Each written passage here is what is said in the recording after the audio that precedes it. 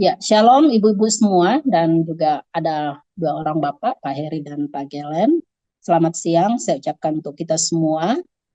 Ya, siang hari ini bersyukur ya kita kembali bertemu walaupun lewat Zoom untuk membahas satu topik yang saya pikir ini sangat menarik untuk kita pelajari bersama-sama. Saya percaya bahwa di dalam kehidupan kita selama kita hidup pasti kita pernah terluka. Dan waktu kita terluka, kita berupaya untuk uh, memberikan pengobatan sehingga luka itu bisa sembuh. Kita akan membersihkan luka yang ada, lalu kita beri obat, dan tidak berhenti sampai di situ. Tentu kita akan mengambil perban yang bersih dan steril untuk membalut luka yang ada. Dengan satu tujuan supaya apa? Luka itu tidak gampang terinfeksi dengan bakteri yang bisa membuat infeksi dan juga mempercepat terjadinya penyembuhan terhadap luka itu. Nah, bagaimana kalau hati kita yang terluka? Apa yang kita lakukan? Sehingga luka yang ada di hati kita itu bisa cepat sembuh. Nah, siang hari ini kita akan membahas satu topik, yaitu kasih yang membalut luka. Kasih yang seperti apa itu yang mampu membalut luka yang ada? Tentu kasih ini bukan sembarangan kasih.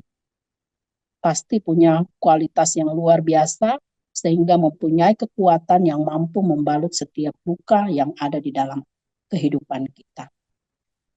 Nah, di dalam Mazmur pasal 147 ayat 3 berbunyi demikian. Ia menyembuhkan orang-orang yang patah hati dan membalut luka-luka mereka. Ini adalah perkataan Tuhan yang ditulis oleh pemazmur. Dia mengatakan bahwa Tuhan sanggup menyembuhkan orang-orang yang patah hati dan membalut setiap luka-luka yang ada. Saya percaya bahwa di dalam kehidupan kita ini kita akan selalu diperjumpakan dengan orang-orang yang bersikap buruk terhadap kita, yang meremehkan kita, merendahkan kita, menggosipkan kita, tidak menghargai kita, dan semua perlakuan-perlakuan buruk yang demikian bisa membuat kita kecewa, bisa membuat patah semangat, putus asa, marah, bahkan kita mengalami luka di dalam hati kita. Namun kita bersyukur kepada Tuhan yang memiliki Allah yang begitu luar biasa, yang memiliki cinta kasih yang begitu dahsyat di dalam kehidupan kita, yang dinyatakan kepada kita. Dinyatakan bukan karena kita baik, bukan karena kita pantas untuk dikasihi, tetapi Tuhan menyatakan kasih-Nya itu dengan tanpa syarat. Dan inilah kasih yang tanpa syarat itu menjadi sumber utama bagi penyembuhan, bagi setiap luka yang kita alami. Yang luka diakibatkan oleh hal-hal yang saya sebutkan tadi. Perlakuan orang yang tidak baik, bahkan hal-hal yang membuat kita, yang kita jumpai di dalam kehidupan kita, yang membuat perasaan kita, membuat hati kita menjadi terluka. Tetapi kita bersyukur punya kasih Allah yang tanpa syarat itulah yang menjadi sumber penyembuhan bagi luka yang kita. Dan bukan hanya tanpa syarat, tetapi juga tidak pernah gagal dan tidak ada kadaluarsanya. Dia selalu tersedia untuk semua kita yang membutuhkan pemulihan. Sehingga ketika kita memahami akan hal ini, kita tidak akan pernah merasa sendirian di dalam menjalani hidup ini. Walaupun terkadang di dalam realita hidup, ketika kita mengalami berbagai macam pergumulan, kesulitan, kita merasa lonely, kita merasa sendiri. Tetapi siang hari ini kembali kita diingatkan. Mungkin lingkungan, orang-orang, perlakuan orang-orang di sekitar kita tidak seperti yang kita harapkan, yang membuat kita merasa marah, kecewa, dan lain sebagainya. Tetapi ada orang yang mengatakan ketika semua hal di sekelilingmu tidak ada lagi yang memberikan harapan. Di depanmu melukai kamu, di belakangmu melukai kamu, di sampingmu melukai kamu, di samping kiri kananmu melukai kamu, tetapi memandanglah ke atas. Karena dari sana kamu akan mendapatkan pelukan yang indah, pelukan yang hangat untuk memberikan kasih sayang. Saya pikir ini terlalu dramatis, tetapi itulah yang menjadi kekuatan bagi kita untuk bisa pulih dari setiap luka-luka yang kita alami. Kalau kita memang berharap kepada manusia, siapa manusia? Mereka juga adalah manusia berdosa, kita sama-sama berdosa, saya berdosa, ibu-ibu berdosa, orang-orang di sekitar kita berdosa, tentu mereka juga tidak mampu memiliki kasih yang demikian. Hanya Tuhan satu-satunya yang mampu membalut luka yang ada di dalam hati. Lalu kekuatan kasih yang bagaimana yang mampu membalut luka itu? Di dalam Amsal dikatakan, kebencian menimbulkan pertengkaran, tetapi kasih menutupi segala pelanggaran. Memang benar. Itu yang terjadi. Ketika rasa benci ada di dalam hati kita, akan berdampak pada timbulnya pertengkaran, timbulnya perselisihan, timbulnya ketidakcocokan, bahkan perpecahan yang akan terjadi. Tetapi kekuatan kasih itu luar biasa. Dia akan menutupi segala pelanggaran. Dan hal yang sama dikatakan di dalam 1 Petrus. Kasihilah sungguh-sungguh seorang akan yang lain, sebab kasih menutupi banyak sekali dosa. Apa artinya dalam pernyataan ini? Jadi kalau saya melihat dari Mazmur, Amsal, lalu Petrus, di situ kita melihat sebuah kekuatan kasih. Kasih yang mampu menyembuhkan, kasih yang mampu membalut luka yang ada. Kasih menutupi banyak sekali dosa. Kasih menutupi segala pelanggaran. Apa maksudnya dalam pernyataan ini? Bukan berarti bahwa kasih itu mengabaikan dosa. Membuat kita mengabaikan dosa. Dan membiarkan itu kejahatan terus berlangsung. Dan orang berbuat seenaknya terhadap kita. Tetapi dalam bagian ini kita memahami bahwa dengan adanya kasih, memberikan ruang untuk kita bisa mengampuni, memaafkan, menerima, memahami akan setiap orang lain. Ini gak mudah. Disampaikan gampang, tetapi ketika kita diperhadapkan dengan fakta yang ada, tidak sesederhana itu. Butuh pergumulan yang luar biasa. Nanti kita akan lihat bagaimana caranya supaya kita mampu memiliki kasih yang seperti yang Tuhan nyatakan kepada kita, yaitu kasih yang mampu membalut luka yang ada. Kasih itu mendorong kita untuk apa? Memampukan kita tidak gampang untuk kecewa, tidak gampang untuk sakit hati, bahkan mendorong kita untuk tidak memendam segala kebencian yang ada di dalam diri kita, tetapi mau memberikan ruang maaf bagi orang yang melukai hati kita. Oleh karena itu, di dalam segala hal yang kita alami, yang tidak mudah, yang tidak gampang, Tuhan menginginkan kita untuk terus memiliki kasih itu. Dan kasih yang memiliki kekuatan yang sedemikian, yang mampu menyembuhkan dan membalut luka yang ada, yaitu yang pertama tentu kasih yang timbul dari hati yang tulus. Tadi saya katakan bahwa Tuhan sedemikian mengasihi kita dengan tanpa syarat. Tuhan tidak pernah perhitungan terhadap sudah berapa banyak pelanggaran yang kita lakukan. Sudah berapa banyak dosa yang telah kita lakukan. Tetapi dia terus memberikan ruang bagi kita untuk datang kepada dia dan memberikan pengampunan kepada kita. Oleh karena itu, hal yang sama Tuhan menginginkan dari kita masing-masing. Di dalam relasi kita satu dengan yang lain, pasti tidak selamanya akan berjalan mulus. Akan selalu ada orang yang membuat kita terluka. Akan selalu ada orang yang membuat kita tersakiti. Entah itu dari pasangan kita, entah itu dari anak-anak kita, entah itu dari keluarga kita sendiri, entah itu dari rekan sepersekutuan, bahkan mungkin rekan sepelayan sekali. Ini adalah sebuah fakta yang akan kita hadapi. Tetapi apakah kita akan berhenti meratapi apa yang kita alami? Tidak. Siang ini kita diingatkan. Ada satu kekuatan yang mampu menyembuhkan akan apa yang kita rasakan itu. Membalut luka yang ada di dalam hati kita, yaitu kasih. Kasih yang tanpa syarat itu. Kasih yang Tuhan nyatakan di dalam diri kita, yaitu dengan kasih yang tulus. Dan inilah yang Tuhan harapkan bagi kita sekalian. Dan ini butuh pergumulan. Setiap hari, setiap saat kita bergumul. Tuhan, hari ini saya gagal untuk menyatakan kasih-Mu kepada si A. Tolong saya, berikanlah, tambahkanlah kasih-Mu itu di dalam diri. Dan kadangkala di dalam kasih kita mengasihi orang, bisa oleh karena ada motivasi di balik kasih kita itu. Mungkin karena ada sesuatu yang kita inginkan atas asas kepentingan. Kita karena kita masih butuh orang itu, maka kita berbuat baik sama dia, kita bersikap santun, mengasihi dia dan lain sebagainya. Tetapi ketika tidak ada lagi hal yang saya dapatkan dari dia, udah saya tidak peduli, saya masa bodoh dan lain sebagainya.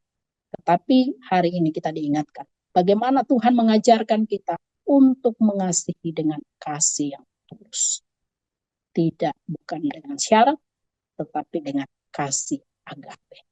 Kasih yang tanpa syarat, kasih yang walaupun meskipun kita banyak kesalahan, meskipun kita tidak sempurna, tetapi Tuhan tetap mengasihi kita dengan kasih yang sempurna. Dan Tuhan menginginkan bukan hanya berhenti sampai di kita saja, tetapi Tuhan mau hal itu, hal yang sama kita lakukan terhadap sesama kita. Sehingga ketika kasih itu dinyatakan dengan tulus, maka akan berdampak pada pengampunan. Akan memampukan kita untuk mengampuni. Orang yang bersalah kepada kita, yang ada keinginan kita untuk membalas dendam. Bahkan kalau bisa, kita membuatnya lebih sakit daripada apa yang dia lakukan terhadap. Tapi Tuhan mengajarkan kepada kita. Ketika kasih itu engkau nyatakan dengan hati yang tulus, maka kasih itu kamu akan memberikan pengampunan kepada orang yang bersalah terhadap kamu. Oleh karena itu, Bapak Ibu yang saya kasih dalam Tuhan kita Yesus Kristus, ketika kasih dinyatakan dengan tulus, maka kasih itu akan menutupi banyak sekali dosa, banyak sekali pelanggaran. Tadi saya katakan, menutupi banyak sekali dosa bukan berarti kita mengabaikan atau tidak peduli dengan dosa-dosa yang ada, bahkan membiarkan kejahatan itu terus berlangsung, tetapi bagaimana kita memberikan ruang untuk mengampuni setiap kesalahan, kekurangan, kelemahan, kelalaian orang lain terhadap kita. Dan kita mengingat bahwa kita pun juga mendapatkan pengampunan yang sama dari Tuhan. Karena sejatinya tidak ada yang sempurna. Mungkin hari ini kita tersakiti, tetapi siapa yang jamin? Besok bisa jadi kita yang menyakiti orang lain. Oleh karena itu kita terus saling mengingatkan, saling mendukung satu sama lain supaya kita sama-sama bisa menerapkan kasih yang Tuhan ajarkan kepada kita.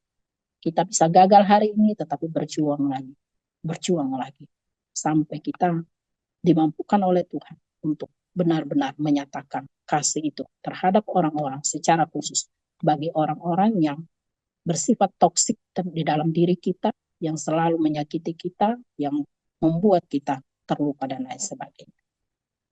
Oleh karena itu, Bapak Ibu yang saya kasih dalam Tuhan Yesus Kristus, dan yang berikutnya, ketika kasih itu dinyatakan dengan kasih yang tulus, maka dia akan memiliki kekuatan yang mampu memulihkan akan sebuah relasi yang rusak.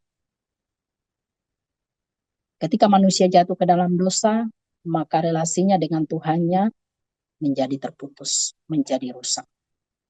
Tetapi karena kebesaran kasih Tuhan, membuat relasi itu yang tadinya rusak menjadi pulih kembali.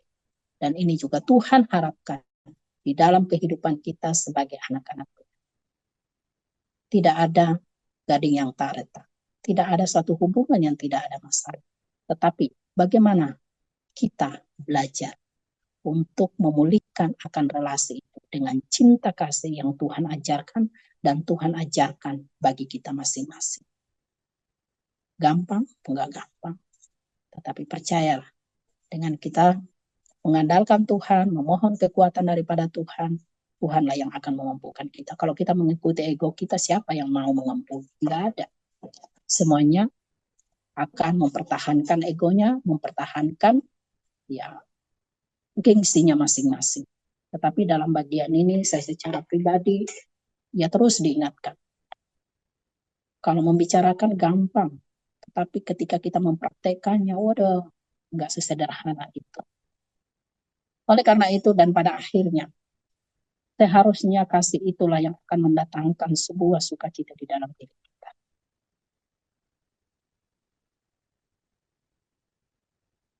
Memberikan damai sejahtera bagi kita. Kasih tidak sekedar membalut luka, agar luka itu cepat sembuh, tetapi memberikan kenyamanan, membuat kita lagi tidak merasakan rasa sakit. Demikian halnya ketika kasih itu dinyatakan di dalam diri kita dan ada di dalam hati kita, maka ada suatu ketenangan, kedamaian, kesejahteraan yang boleh kita alami. Kita bisa merasakan rasa damai itu tercipta di dalam hidup kita. Bahkan akan tercipta dalam relasi kita satu dengan yang lain. Sehingga membawa kebahagiaan yang paling indah ketika kita ada bersama-sama dengan orang-orang di sekeliling kita. Memang harus dimulai dari diri kita sendiri. Kalau kita sendiri tidak mengalami kasih itu, sulit kita untuk mengasihi. Tapi ketika kita sudah merasakan kasih itu, Tuhan mengharapkan, Tuhan menginginkan, tidak berhenti pada diri kita. Sebagaimana Tuhan memulihkan hidupmu, sebagaimana Tuhan memulihkan hidup kita, sebagaimana Tuhan mengampuni dosa-dosa kita, hal yang serupa Tuhan inginkan untuk kita lakukan terhadap sesama kita. Mau tidak mau, suka tidak suka, itu tidak ada pilihan lain. Tuhan menginginkan untuk kita menyatakan kasih-Nya. Karena itulah Dia panggil kita menjadi anak-anaknya, menjadi umatnya, untuk mengumandangkan, menyuarakan kasih Tuhan kepada dunia di mana tidak ada lagi kasih di sana. Nah, bagaimana caranya supaya kita memiliki kasih yang mampu membalut luka itu? Yang pertama tentunya, selalu terkoneksi dengan sumber kasih. Tadi saya katakan bahwa tidak ada satupun yang mampu mengasihi kalau kita melihat diri kita secara manusia. Tetapi kalau hidup kita selalu terkoneksi dengan sumber kasih itu sendiri, yaitu Allah, maka dijamin 100% kita akan mampu untuk melakukan itu. Karena itu ini yang akan kita pastikan. Ya, seperti apa yang dikatakan di dalam Yohanes 15 ayat 5. Akulah pokok anggur dan kamulah ranting-rantingnya. Barang siapa tinggal di dalam aku dan aku di dalam dia, ia berbuah banyak, sebab di luar aku kamu tidak dapat berbuah. Di luar Tuhan kita tidak akan mampu untuk mengasihi. Di luar Tuhan kita tidak bisa mengampuni akan kesalahan orang lain. Di luar Tuhan kita tidak mampu memulihkan akan relasi kita yang rusak dengan sesama. Karena itu mari kita pastikan selalu terkoneksi dengan sumber kasih itu sendiri, yaitu Tuhan. Seperti apa relasi kita selama ini? Apakah muncul tenggelam? Apakah hangat panas-panas tai ayam? Atau hangat-hangat kuku? Tetapi kita berharap kita terus berpaut, terkoneksi, nyambung dengan sumber kasih itu sendiri. Diibaratkan seperti pokok anggur dengan rantingnya. Tuhan seperti pokok anggur dan kitalah ranting-rantingnya yang terus menyatu dengan pokok. Sehingga ketika kita menyatu dengan pokok, maka kita bisa berbuah dan kita bisa melakukan apa yang Tuhan mau, termasuk hidup mengasihi. Dan yang kedua, di dalam 1 Yohanes pasal 2 ayat 5 dikatakan, tetapi barang siapa menuruti firman-Nya, di dalam orang itu sungguh sudah sempurna kasih Allah. Dengan itulah kita ketahui bahwa kita ada di dalam Dia. Tidak ada cara lain yang bisa kita lakukan, tidak ada sumber lain yang bisa kita cari untuk kita bisa mendapatkan kasih yang seperti tadi, yang mampu membalut luka, yang mampu mengampuni, yang mampu memulihkan, dan pada akhirnya memberikan damai sejahtera di dalam hidup kita. Kecuali terus hidup di dalam Tuhan. Menyatu dengan Tuhan. Karena dialah sumber kasih itu bagi kita semua. Dan yang kedua, yang harus kita lakukan yaitu apa? Hidup dalam kasih Tuhan. Tuhan sudah memberikan kasih kepada kita, Tuhan sudah mengasihi kita, dan Tuhan menginginkan supaya kita juga hidup di dalam kasih. Di dalam Yohanes pasal 15 ayat 9 dikatakan, seperti Bapa telah mengasihi aku, demikianlah juga aku telah mengasihi kamu, tinggallah di dalam kasih-Ku. Tuhan meminta kita, tinggallah di dalam kasih Tuhan. Hiduplah di dalam kasih Tuhan. Artinya apa? Kita melakukan seperti apa yang telah Tuhan lakukan terhadap kita. Kita mengasihi seperti Tuhan telah mengasihi. Kita menyatakan kasih Tuhan sebagaimana Tuhan telah menyatakan kasih kepada kita. Bapak Ibu yang saya kasih dalam Tuhan kita Yesus Kristus, ketika kita menghadapi kesulitan, bahkan perlakuan orang-orang yang menyakiti hati kita, ini enggak gampang. Tapi kembali kita diingatkan, firman Tuhan ini terus mengingatkan, kamu tidak bisa lari kemana.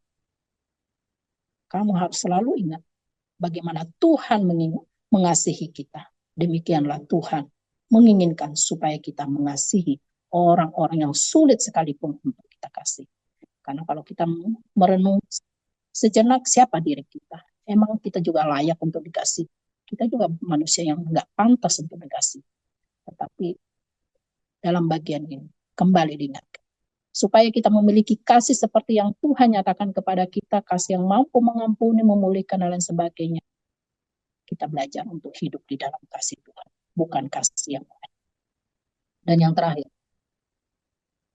apa yang harus kita lakukan? Yaitu bersekutulah dengan sesama orang percaya.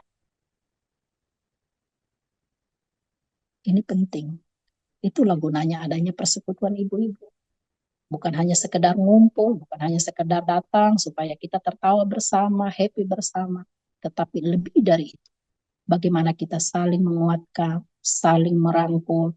Kalau ada yang punya masalah, kita saling mendoakan, bukan saling menggosipkan, bukan saling membicarakan, tetapi bagaimana kita sama-sama kuat merangkul satu sama lain. Itulah kekuatan persekutuan. Itulah kekuatan tubuh Kristus yang seharusnya. Kita bersama-sama untuk saling bergandengan tangan, menguatkan satu dengan yang lain. Kita mulai di dalam persekutuan kita dulu. Kita menyatakan kasih kita satu dengan yang lain. Kalau kita lagi dalam kondisi yang terpuruk, lalu kita salah sharing kepada orang lain, apalagi orang yang kita nggak kenal, kita sembarangan menceritakan apa yang menjadi masalah kita, yang melukai kita, bukan solusi yang kita dapatkan, tetapi justru akan semakin memperburuk keadaan. Oleh karena itu, penting bagi kita untuk memiliki persekutuan yang sehat dengan sesama orang percaya. Karena di sanalah kita akan mendapatkan dukungan yang sehat, dukungan yang baik untuk kita bisa bangkit kembali bersama-sama di dalam pengharapan kita kepada Tuhan. Dan akhirnya, di dalam Galatia 6 ayat 2 dikatakan, bertolong-tolonglah menanggung beban, demikianlah kamu memenuhi hukum Kristus. Jadi di dalam persekutuan itu mari kita saling tolong-menolong, menanggung beban. Kalau ada yang berbeban berat, mari kita menghibur, menguatkan, mendoakan. Kesimpulan dari semua apa yang kita pelajari siang hari, tidak peduli seberapa besar luka yang kita rasakan, tetapi percayalah bahwa kasih Tuhan selalu ada. Saya tidak tahu apa yang menjadi pergumulan Bapak Ibu saat ini, tetapi kita percaya apapun yang kita rasakan, bahkan luka sekalipun yang kita rasakan, dan sebesar apapun luka itu, kita percaya bahwa kasih Tuhan selalu ada untuk kita. Karena itu, datanglah kepada Dia. Dan yang berikutnya, kasih yang membalut luka mengingatkan kita untuk tidak menyimpan dendam atau amarah, tetapi untuk tetap mengasihi dengan tulus, mengampuni kesalahan orang lain, memulihkan relasi yang rusak, sehingga rasa damai itu menjadi bagian kita. Inilah yang Tuhan harapkan. Dan inilah yang kita pelajari siang hari. Bagaimana kasih yang membalut luka itu mengingatkan kita. Ketika ada orang yang berlaku tidak baik terhadap kita, jangan menyimpan dendam. Tetapi belajarlah untuk menyelesaikan masalah itu, mengampuni kesalahan orang itu, bahkan kembali belajar memulihkan akan relasi yang rusak itu. Sehingga kedamaian, kebahagiaan itu menjadi bagian kita. Dan yang terakhir, Pastikan diri kita untuk selalu terkoneksi dengan sumber kasih. Kita hidup dalam kasih dan terus membangun persekutuan dengan sesama untuk saling menguatkan satu sama lain. Inilah kebenaran firman Tuhan yang bisa saya sampaikan siang hari ini. Kita terluka, iya, tetapi ada kasih Tuhan yang membalut luka kita. Dan Tuhan juga menginginkan supaya kita melakukan hal yang sama, membalut luka-luka di orang-orang yang ada di sekeliling kita. Mungkin karena ulah kita atau karena orang lain. Demikian halnya, kita memberi ruang pengampunan bagi orang-orang yang melukai kita. Kiranya Tuhan memberkati kita. Mari kita berdoa.